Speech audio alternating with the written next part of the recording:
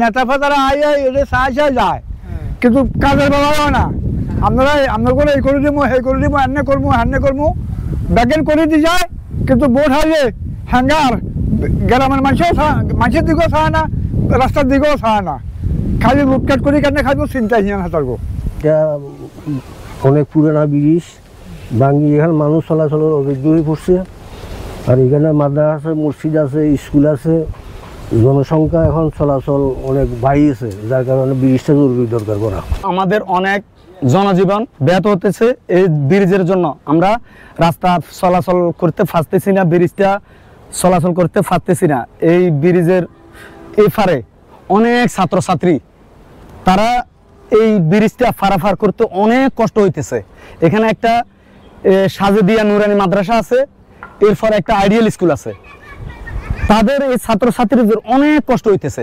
আমাদের এই ব্রিজটা বিগত 50-55 বছর আগে হয়েছিল, মোটামুটি ভালো ছিল। বিগত 5-8-10 বছর আগে থেকে এই ব্রিজটা ফাটাল হচ্ছে, মাঝপথে ব্রিজের মাঝপথে ভেঙে গেছে অনেকাংশ।